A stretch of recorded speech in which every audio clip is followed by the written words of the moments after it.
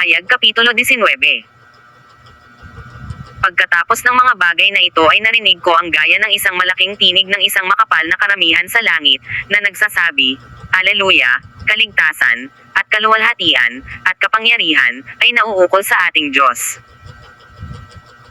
Sapagkat tunay at matuwid ang kanyang mga paghatol, sapagkat hinatulan niya ang bantog na patutot, na siyang nagpasama sa lupa ng kanyang pakikiapid, at iginanti niya ang dugo ng kanyang mga alipin sa pamamagitan ng kanyang kamay.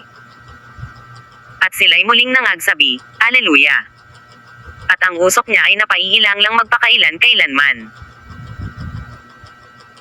At nangagpatira pa ang 24 na matatanda at ang 4 na nilalang na buhay, at nangagsisamba sa Diyos na nakaupo sa luklukan, na nangagsasabi, Siya nawa, Aleluya!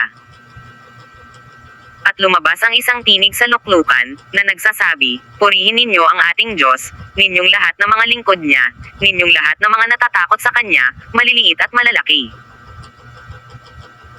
At narinig ko ang gaya ng isang tinig ng isang makapal na karamihan, at gaya ng lagaslas ng maraming tubig, at gaya ng ugong ng malalakas na kulog na nagsasabi, Aleluya, sapagkat naghahari ang Panginoong ating Diyos na makapangyarihan sa lahat.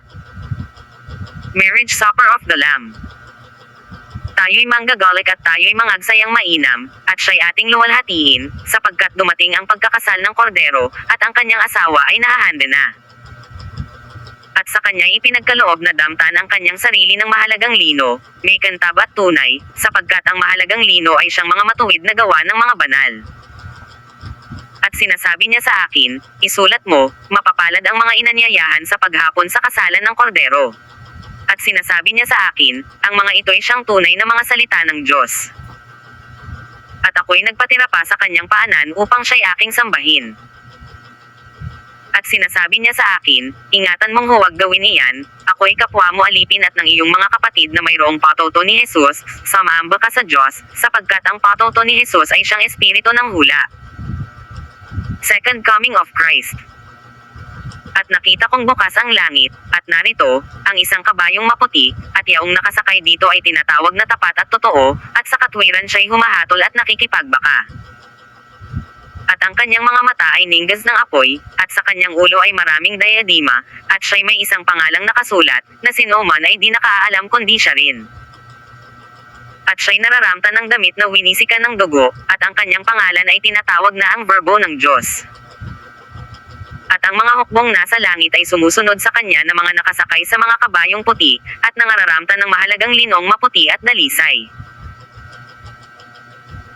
At sa kanyang bibig ay lumalabas ang isang tibak na matalas, upang sa pamamagitan nito'y sugatan niya ang mga bansa, at kanyang paghaharian ng tungkod na bakal, at niyuyurakan niya ang pisaan ng ubas ng kabangisan ng kagalitan ng Diyos na makapangyarihan sa lahat. At siya'y mayroong isang pangalang nakasulat sa kanyang damit at sa kanyang hita, Hari ng mga hari at Panginoon ng mga Panginoon.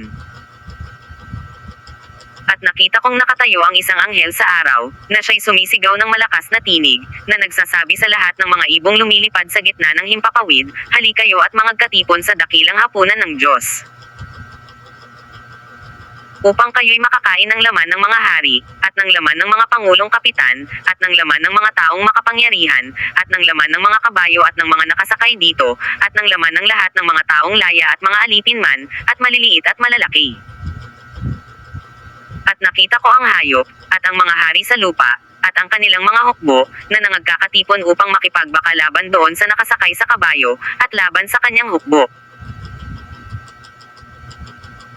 At sinunggaban ang hayop, at kasama niya ang bulang propeta na gumawa ng mga tanda sa harapan nito, na siyang ipinangdaya sa mga nagsitanggap ng tanda ng hayop at sa mga samaamba sa larawan nito. Ang dalawang ito ay inihagis na buhay sa dagat-dagatang apoy na nagliliyab sa asupra. At ang mga iba ay pinatay sa tibak na lumalabas sa bibig niyaong nakasakay sa kabayo, at ang lahat ng mga ibon ay nanggabusog ng mga laman nila.